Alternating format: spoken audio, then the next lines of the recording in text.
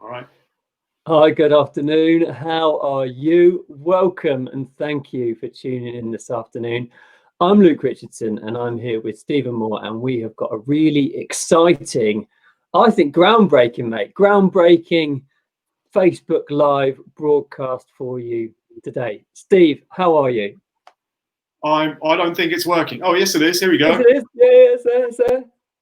Yeah. Okay. Hi, mate. Yeah, I'm good, thanks. It says it's working. It says we're live. I'm trusting the system. And if you get in on this and you see me and you can hear my voice, do jump a comment in there, because we can see that you're here. We're using a bit of newfangled technology here to be able to connect across the world here. You know, to be able to talk across continents, and you guys hear it as well. Thank you. I can see a comment. I can't see who that's from. Maybe you can, Steve. There's a hi guys comment, but anyway, doesn't we did try this. Just hold up. I'm seeing it on your page, but I'm not seeing it on my page. So, hold on. I think it's there. It is there, but it may come out in a moment. Okay, yeah, right. Yeah, we're good. Are we good? Yeah. All right. It's always the way, isn't it? Nothing goes quite smoothly, does it? It's always you've got to try these things. Yeah, I can't see who these comments are from, Steve, so you'll have to announce those in a second, but I can see that I can't either. It just says Facebook user. Oh, that's the same then. That's the same. Right. Leave a comment. Can you just add your name manually to it so we can see who you are? Because otherwise we're not going to know. I don't know why that's not come up. Maybe the technology will catch up in a minute. This is the first time we've tried this, as I say. Yeah. Anyway, thanks all for joining in. This is something we're trying. We're going to give it a go. We've got something very exciting to discuss in about 10 or 15 minutes. Something new we're launching, and I'll give you a. Well, hi, Elena. Should we just tell them what it is, Luke? Go on then. We have alluded to it, haven't we, in conversations before? Should I quickly show the banner? I think I'll quickly show it. Go for it. Yeah. Hold on. It is really cool, this, actually. We've been working on this all morning. Or Steve has. I've not. Brand. Here we go. Hold on. Here we go. All right. There it is. Well, hey, brand new stuff. New podcast type situation where we're going to be talking about books that inspire travel and travel that inspire books. It's something we're both very passionate about, and I'm sure Luke will agree. We've got something pretty fun lined up for you guys later. But first of all, I would like to discuss my book, The Condor Prophecy, which is currently on sale on Amazon UK and US for 99 cents, just for a few more days. But I thought it'd be quite nice to have a little chat about it, because really it's the book that started my writing career. So, Luke, I believe you might have a question or two for me. Oh, believe it or not, Stephen, I have to say, actually, this is the book that I read before I met you. And when we first met in that pub in London, I started talking about, the story. I can't remember exactly the part of the story, but I was talking about it. And I remember you said to me, "Shit, you've actually read it." Yeah, of course. I'm not making it up, mate. Always surprised when anyone's read it. Hi, Mum, by the way. Mum's just popped Genuinely surprised. Yeah, so Peru. I mean, obviously, it's an amazing country. I've not been yet. It is high on the list of places I'd love to go to. But why was that the setting for the first Hiram Cain story that you wrote? Yeah, a long time ago, I was sat back in my house in Lowestoft, and I sat watching the TV, and an image came onto the screen of something that just blew me away. And I didn't know what it was, but in that moment I said, I'm going there. I need to find out where it was. It turns out it was Machu Picchu. And most of you guys have, let me see if I can. Oh yeah, you got the photo. Oh, no. Yeah, there it is. So most of you guys have heard of Machu Picchu in the past. This is so cheesy. No, I love it. If we could get the green screen working, we could actually look like we're having this conversation there. Yeah. That's the next level. But I decided, I just thought that looked so amazing. It looked, because it appealed to all of my interest of travel, exotic places, mysterious places. I knew nothing about it. So I found out it was in Peru. And then about 2 years later, I actually went there. And I did the 4-day Inca trail to Machu Picchu, the lost city of the Incas, which was, you know, rediscovered by American explorer Hiram Bingham. So it was just, that's why I went there. And then it became such an inspiration to me that I later on, it affected my life in many ways. So, but that was why I went there. But you might have some more questions, Luke, off the top of your head. This is genuinely a question off the top of my head, because I have I've looked at going to Machu Picchu a couple of times, and the twice I tried to go, I tried to book, they'd already sold out because they only let so many people on the pass at any one time on the Inca Trail to stop it getting destroyed. But you can go to Machu Picchu without doing the Inca Trail. You just get a bus up or whatever and come down. How much would your experience of going sort of changed by having to walk up the mountain, having to do that whole process of the hike? It's a really good question. For me, 100%. I mean, 90% of it was getting there. I was really sick. It's the Inca Trail itself is very high altitude. The highest point is 5,100 meters, 16,000 feet. It's called Dead Woman's Pass, and I can understand why. And I've learned since then that I'm not very good at high altitudes. 3,500 meters is my level before I. So I mean, it's spectacular. You can see in the photo there the spectacular Andes Mountains. You set out from Cuzco, which is a beautiful colonial city, and it's really hard. It's only about 25 miles, but it's 25 hard miles. You have to earn every one. So of course, I do recommend going to Machu Picchu without doing the hiking. But for me, it was a huge part of it because I almost didn't make it. Our guides on the end of day 2, they said we need to carry you off here because they thought that I wasn't going to make it. But it would become like a life ambition to go to Machu Picchu, and I was not going to be stopped. You knock us down and go on with it. If you've just joined us, I'm Luke, and I'm talking with Steve here, and we're discussing at the moment his book, The Condor Prophecy, which is the first one in the Hiram Cain series.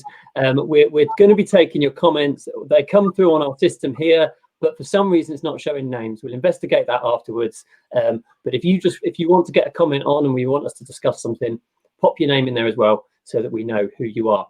And in a minute, I'm only repeating this because I imagine a few people have tuned in since we said it last time. We are going to be doing something brand new, which is our new podcast called Around the World in 80 Books. Yeah, very exciting. I'd like to say Elena's here. I know my mum's here, and I'm pretty sure this is Minaz from Barcelona. And hi from Darwin. Now, my brother lived in Darwin, but now doesn't. So I don't think that's him. So please reveal yourself. Not literally.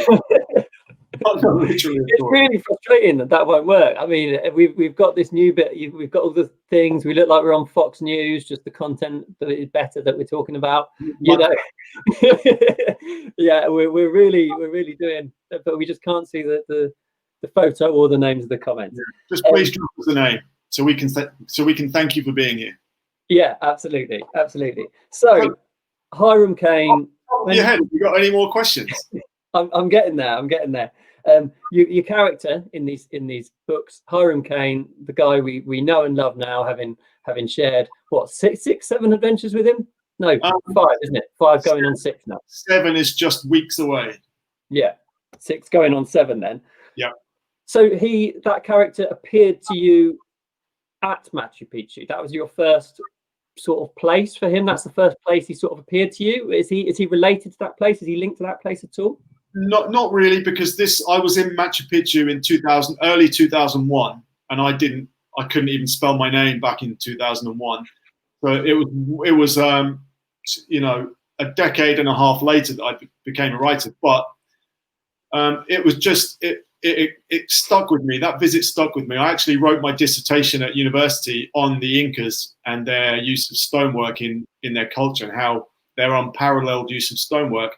But it was the rediscoverer of Machu Picchu, Hiram Bingham, where I took the name Hiram for my character because my fictionalized character, Hiram's great-grandfather, was Hiram Bingham's assistant when they rediscovered Machu Picchu. So that's obviously just not true. It's just my fictional connection to it. But it was always going to be the first Hiram Caine book because, you know, it's just the most amazing place I've ever been, probably. And yes, it's book 3 in the series, but it was the first one I wrote. It just became 3 later on. That's so sort of 10 years that place was percolating through your mind. You know, you were coming up with the stories and whatever, and it came out 15. And 10, you know, when I wrote my dissertation, anyone who's ever written a dissertation for university will know the amount of research and digging deep, going into all that stuff. So I kind of know Hiram Bingham as if he was my friend, and I've read all the books, and I mean, I've forgotten everything, but at one point I was kind of an expert on the Incas and the culture of the Andes. So very, very important part of my life. Really nice. So we've talked about he's the main protagonist and he runs throughout the whole series. Antagonist then, who does he come up against? Who does he butt heads with in this story? Yeah, good. So I mean, anyone who's stuck around on my mailing list or in my books even, or on my Facebook group, or even knows me personally, will know I'm pretty strong atheist. So it's easy to choose religious people as antagonists for a book. But in this case, it's not just one group, it's 2. The Condor Prophecy, the title is based on an ancient legend that was 500 years ago. The prophecy suggested that at some point there will be a hero revealed to the Inca people who will rise up and claim back their lands from the Spanish conquistadors. So I've sort of brought that to the future, brought that into the present. So I've got the Inca uprising led by, you know what, I can't remember my character's name, but there's this guy who he's a modern day Peruvian, but he believes he is the embodiment of this prophecy coming true. But he's using Hiram Caine's expedition to hunt for Atahualpa's gold, so he can then wage like almost a holy war against the Catholics that now run modern day Peru.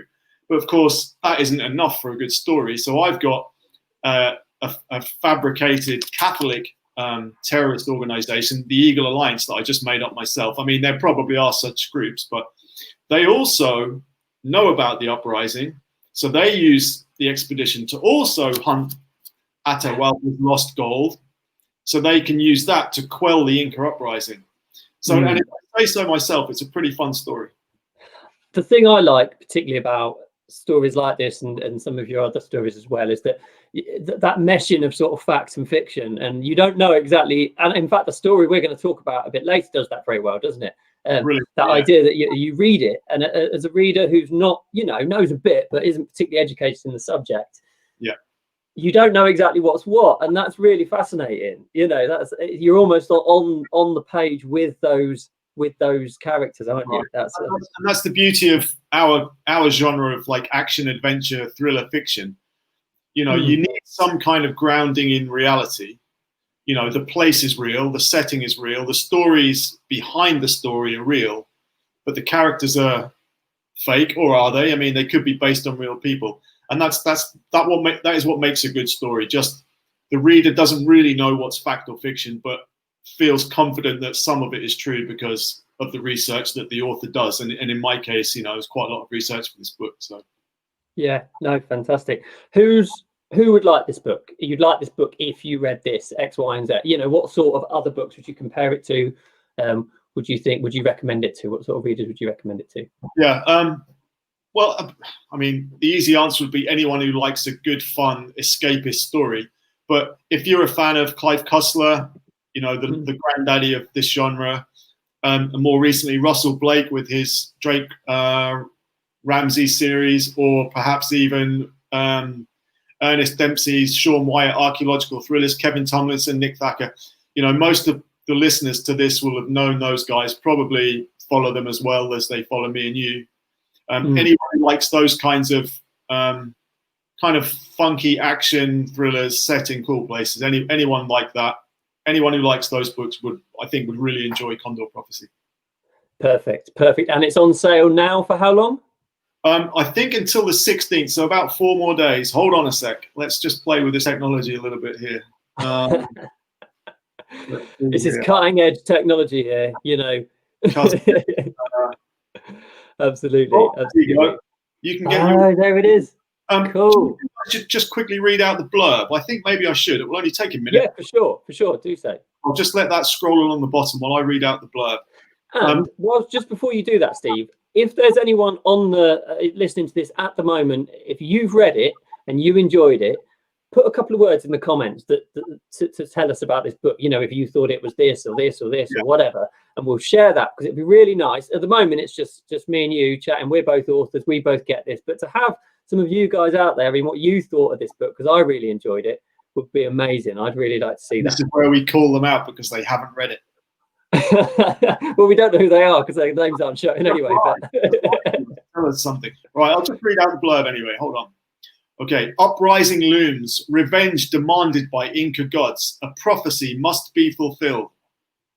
While on an expedition in the Andes to locate the lost city of Vilcabamba, Hiram Cain's team is infiltrated by not one but 2 different terrorist factions, each seeking the legendary gold, Inca gold, to fund nefarious strikes against the enemy.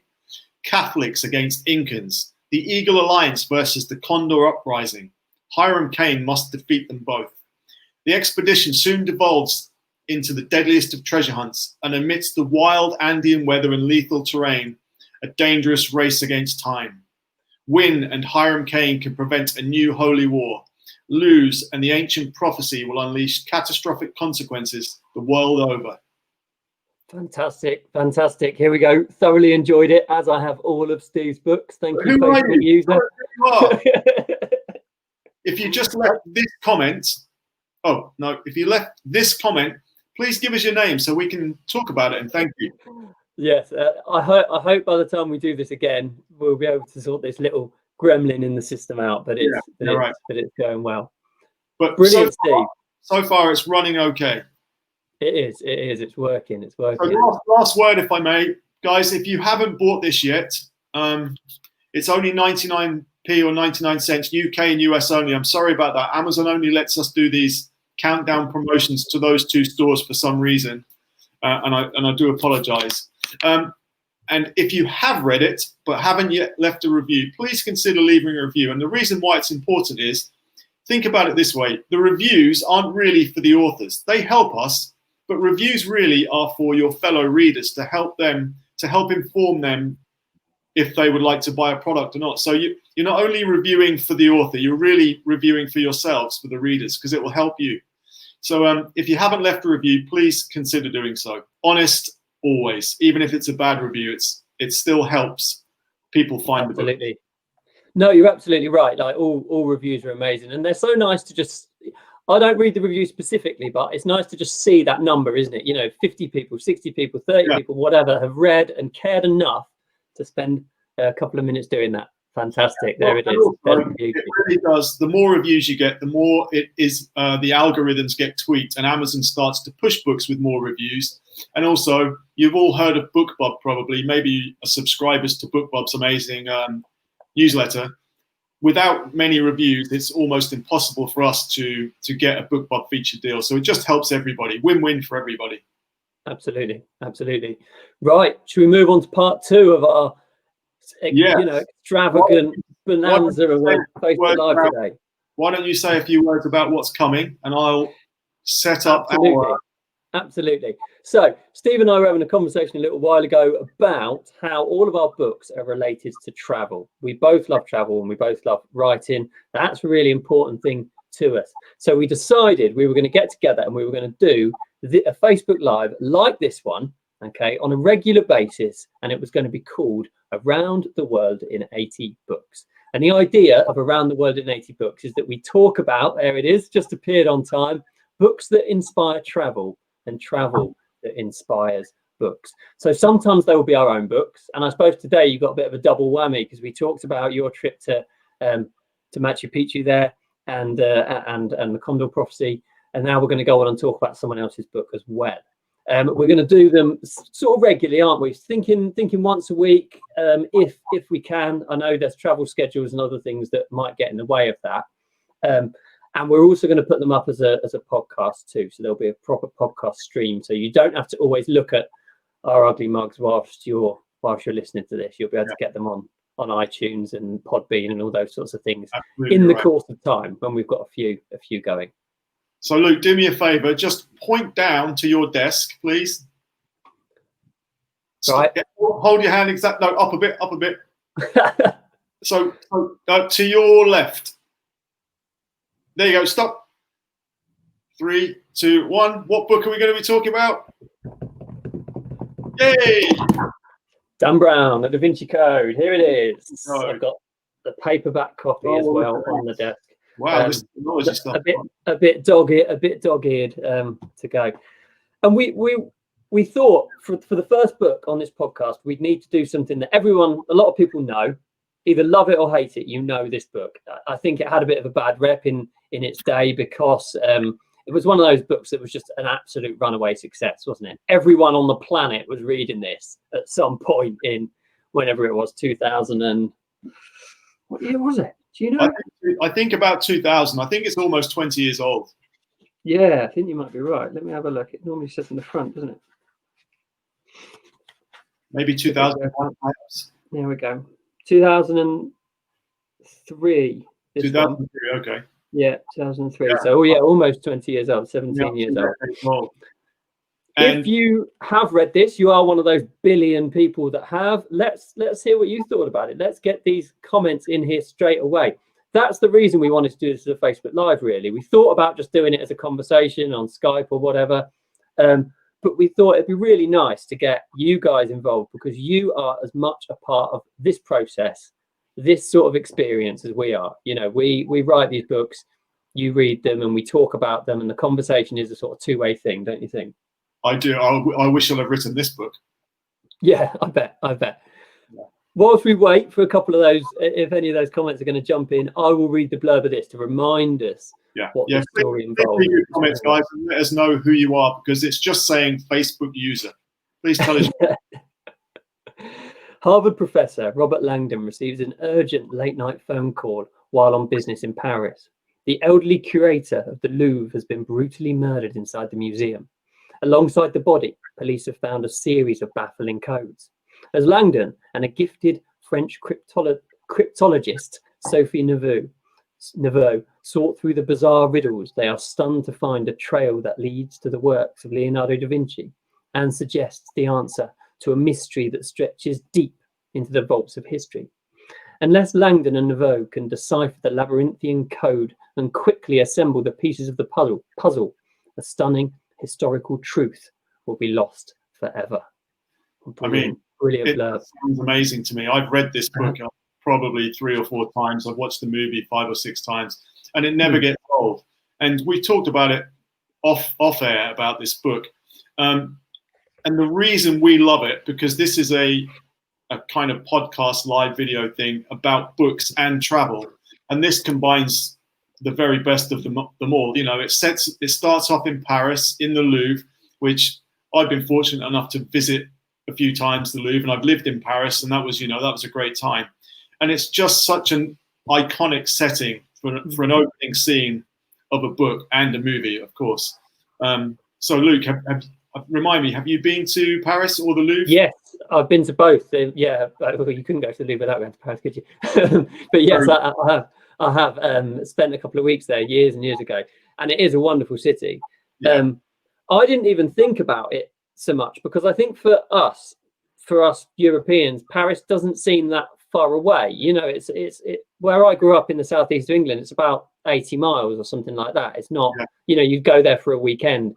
And although it's a wonderful city, it didn't seem that foreign. But when you sort of suggested it, I was like, actually, that's a really good idea because it is such an iconic city. It is such a vibrant and interesting place. Yeah, it's a good point. And this book does bring it to life. It does. It's a good point that it took a while for me to even visit Paris because, you know, we just have recently spoken a few minutes ago about Peru in my book, The Condor Prophecy. But I always wanted to go further afield on my travels because Paris was too easy. I can go there when I'm older, when I'm, you know, it's not so difficult. Yeah. Paris, I could jump on a train in my hometown and get off the train at the Louvre. I didn't even have to at the Gare du Nord, yeah. You know, phenomenal. And there's a train station now, literally underneath the Louvre. You don't even have to. You don't have to go out, breathe the Paris air. Yeah, which is probably a good thing. And you know, and it's we could just discuss the story. It's got art history, archaeological stuff, action, really good, relatable characters. I mean, Robert Langdon is a tremendous character. He's a genius professor, of course, of iconography, I think is how you say it, or symbology.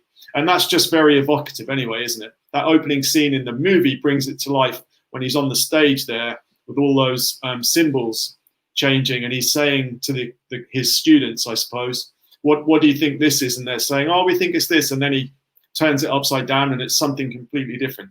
And that sort of reflects the story anyway. It's twists and turns.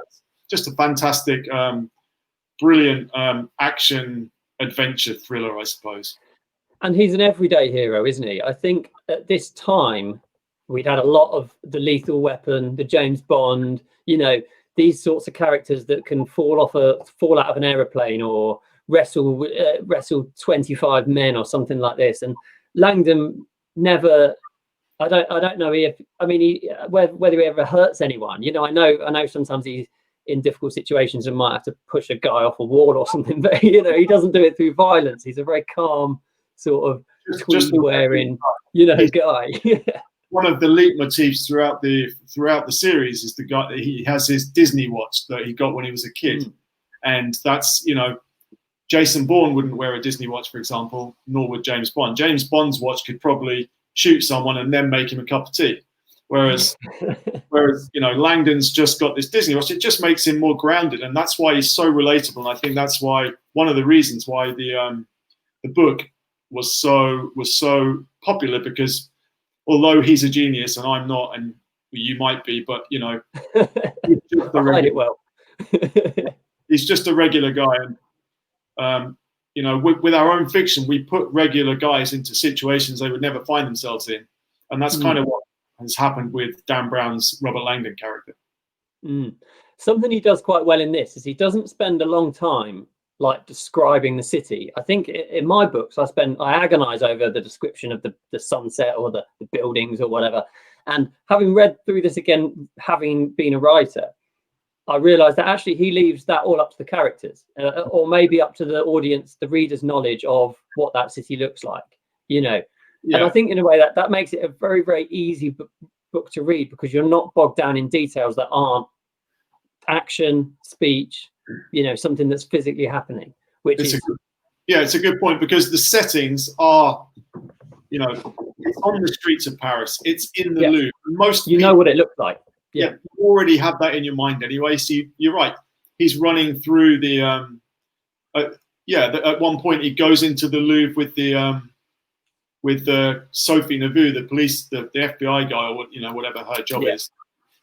And that doesn't need to be explained, because you can almost picture it yourself. And I think that's why, as a writer, setting is so important. Setting almost becomes a character, almost as much important as the main character or the secondary characters anyway. That's an interesting point then. What do you think, the strength of, I mean, we both do this in our books, having the character out of his comfort zone? You know, the idea that Dan Brown takes Robert Langdon in each of the books, he goes somewhere else. I know in Origin, which I read recently, is in Barcelona. And he takes him out of his comfort zone. He takes him out of Harvard, out of his usual place, and puts him in somewhere that's a little bit unsettling for him, doesn't it? Because it's new, because it's exciting. That's quite a powerful idea, isn't it? Quite a powerful thing. It's a good literary device, really. And and it makes you think, like, what would I do if I was in that situation? Would I be able to be as brave as that character, or would I be stronger than that character? Would I be able to make that judgment call? You know, there's the scene, if I remember rightly, when they go to collect the safety box from the place in Zurich, maybe. And then they kind of get kidnapped by the guy who's working in the bank man. Yeah, the bank manager, isn't it? Something like that. And he's already afraid, because we know from his childhood he's scared of, he has like claustrophobia, I suppose. So he's already nervous sitting in the back of that truck. So that straight away, like, yeah, I wouldn't like that either. You know, it's very clever of Dan Brown, and you know, this book does get pilloried by the literary experts, which we are not, of course, but because it's kind of cheesy and simply written. But let me tell you, I mean, you know, whoever else is listening to this who's ever written a book, writing a book that keeps you turning the pages is very, very difficult. And Dan Brown has done it as well as, I mean, this is probably my favorite book of the genre. I mean, it's a fairly chunky novel as well. This is probably twice one of my books at 600 pages nearly. You know, it's a fair tome of a book to go to sort of fly through. Yeah, but he doesn't just limit it to Paris, does he? They go to London for a bit later on in the story, and then they go up to Scotland for the final scene, don't they? Yeah, and that's the thing. So next they're in London, and this is brilliant. It's, I mean, if you're listening to this and you've never been to London, you have seen a picture of a red phone box and a red iconic double-decker bus and the black cabs. They use all of them in the movie. They are on the double-decker bus. I think at one point they get in a black cab. You know, it's just all of the iconic places in that city, and he just uses them to the story's advantage, which I think is just very clever. But yeah, I think we talked about this the other week. I had never been to Temple Church in London. I mean, I'd heard of it. It's in a place called Temple, just off the Thames near Westminster, but it's sort of hidden in the back streets. So I went there. I was very intrigued. I went there, I think, whilst I was at university, because I wanted to go and look at it. And you know, I did write an essay about the Da Vinci Code and how it has, you know, impacted. Oh, really? Wow. Yeah, I got told off for it. I got slated for it, but I didn't care. It was fun. I wrote what I want. But then I went to the church, and it is a very evocative place. Everybody's heard of the Templar Knights. I can't even say it. We've all heard of the Crusades. So to use that in a new way, in a book set in the modern day, which isn't about the Templars, really. I mean, of course it is in some points, but I just thought it was very clever to use that, and it inspired me to go. And I mean, it's a beautiful church, but it's got all of the iconography of different cultures and faiths, not just a Christian church. But very good. I mean, awesome. Loved it. I do. I agree with you completely.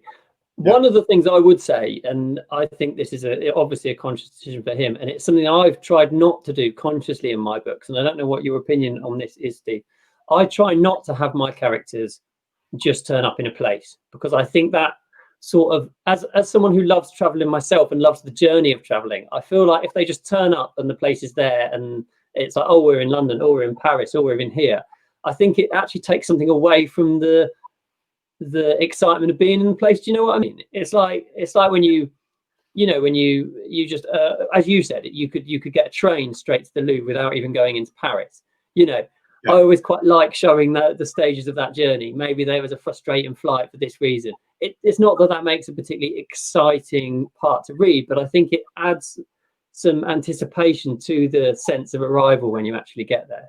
Yeah, I mean, in this case, Langdon is called there by Sophie Nauvoo's grandfather, who it turns he's doing a lecture, isn't he? There to start with, I think that's there. He's doing a lecture, but he also got called for a meeting with the Sophie's grandfather, right? Yes. I don't think this is a spoiler. Most people have seen the movie by now. The grandfather turns out to be one of the the keepers of what turns out to be, you know, the Holy Grail, which is, as we know, the bloodline of one Mr. Jesus Christ, I suppose. Anyway, yes, yeah. I mean, yeah, it's and we've just been speaking about the Condor prophecy. I didn't have that arrival part because my boy Hiram Kane lives, his home base is Cusco, Peru. So he's already there working, but he's an expedition leader, so that's his trade. He's there working already. So But to an extent, your whole book is a journey, isn't it? Because they are traveling through the mountains to arrive at the forgotten city. Yeah, in a way, it's a quest. It's like they're going after the lost gold of Atahualpa, which was hidden. It's still hidden. No one's ever really found it. So next year might go on a little jaunt. That's it. Let's do it. No, it is a fantastic book, and I love the way he ties, as we said about the Condor Prophecy, he ties legend and fiction together and sort of knits them into this narrative in a way that you couldn't tell one from the other, which actually I think got him a bit of criticism, didn't it, from historians and from the church and from people who felt a little bit, what's the word? Who felt a little bit offended by by the way he'd used fiction to fictionalize their lives or their history to sell his books. But it's subject matter. It is history. He's writing it. He might be rewriting bits of it. It doesn't matter. It's a fiction novel, so there's full license to do whatever you want. But he also got in trouble from lawyers, because I don't know if you remember this, the old guy who he turns to help, the English guy played by Sir Ian McClelland, Gandalf, Sir Ian McClelland, he plays the Sir Lee Teabing, the historian. Lee Teabing is an anagram, I should have researched it before, is an anagram of the name of the person whose book about the Templars, Robert Dan Brown, basically stole many ideas from. So this book exists. It's a non-fiction book about the Templars and the last Templar, maybe, or something like that.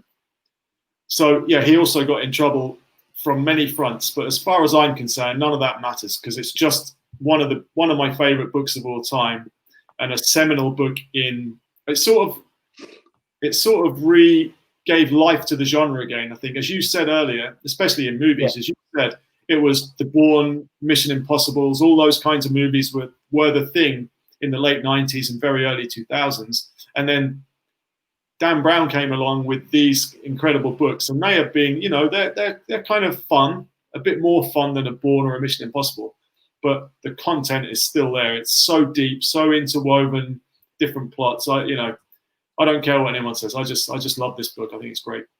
Absolutely, and it has made me, when I go back to the Louvre, I will think of that scene in that Grand Gallery, looking up at, and he weaves in those nice facts about that Leonardo, that Da Vinci painting that was rejected by this particular church because it was of the hidden meanings or something like that. He weaves in these facts that actually, if you go back and you see that, you'll know something about it. It's almost like hidden, a hidden value in the book, isn't it? That you are learning a few cool little facts. You could use these books. You could use Dan Brown's books as a guidebook to go on a tour around these cities. This one is Da Vinci Code, Paris, London, Scotland. I mean, 3 almost near Edinburgh, Rosslyn Chapel's just outside Edinburgh. So those are 3 great cities, and you just have to follow the story and go on a Dan Brown tour, and you'll have you'll see some of the best, most amazing sights in the city. So fair play to that as well. That's just a bonus, really. It could be guidebooks almost. Yeah, absolutely. That's it. This has been fantastic, and it's been a great book to start our 80 books around the world. I don't think we're saying 80 books as in that's the target or the limit, are we? We're just using that as a title. Fun title, which we can't see because the Facebook Live thing is in the way of it. No. I'll have to work on it this time. We'll have to work on that for the next broadcast. Yeah. That's been brilliant. I think that's been a really nice thing to start with. Let's play with this technology one more time. We've got a couple more comments from Facebook user. To anyone that's just joined us, for some reason or another, this newfangled system that Steve and I are using to have this conversation across the globe and then send it to you, allows us to see your comments, but it's not showing us who you are for one reason or another, and we're not quite sure why that might be, but we will investigate before we do this again. Nice timing. Hi guys, who are you? Please tell us your name. Yes. I haven't seen the film, but I've read the book. The film's good too, but can you just let us know who you are so we can thank you for watching? I know sure that's my mum, because it says Mum Mog. My nickname's Moggy, so Mum Mog. This must be Minaz from Spain. Hello, Minaz, love. Eleanor from Scotland. And that's that. I can't even guess who the rest are. So please just say hello and add your name to the comments. There, yeah, absolutely, absolutely. So are we doing it weekly? I think we thought about it, didn't we, Steve? We try weekly, yeah. As you said earlier, for those who have joined a bit later, Luke mentioned earlier that we're going to actually try and turn this, once we've got a few of these under our belts and we've a bit more practice, we're going to actually create a podcast, which will be available on, on the usual the usual podcast platforms. But for now, we'll do a few of these. Hi, Kenny. Ken, is that? That's Ken. Yeah, that's him. I can see him on my phone, in fact, because I've got the comments on here as well. Oh, hi, Ken. Oh, see, Alison's there. Oh, Dave Behrens is with us. Hi, mate. Okay, yeah, I forgot to look. Got a load of people. Amazing. So yeah, I think we'll eventually turn this into a bona fide podcast. But for now, for the next few weeks, we're going to try to do a few of these Facebook lives. And as Luke also said earlier, we'll intersperse. We'll do 2 or 3 more, other people's books like Dan Brown. We've got some outstanding books coming up. But then every 3rd or 4th, we'll talk about one of our own books, because it's, if you know Luke and I, you'll know our books are set in cool places around the world. And of course, we wouldn't mind, getting a bit more exposure for those books too. But for now, we'll stick with other people's books. Absolutely, and we will hope actually to get some of our author friends on and talk about their books set in exciting places. This is all down the pipeline some way. So do sort of watch this space and see what we've been going on here. Sam Miguel is. Hi, Kenny. See you soon, mate. I should be going home soon.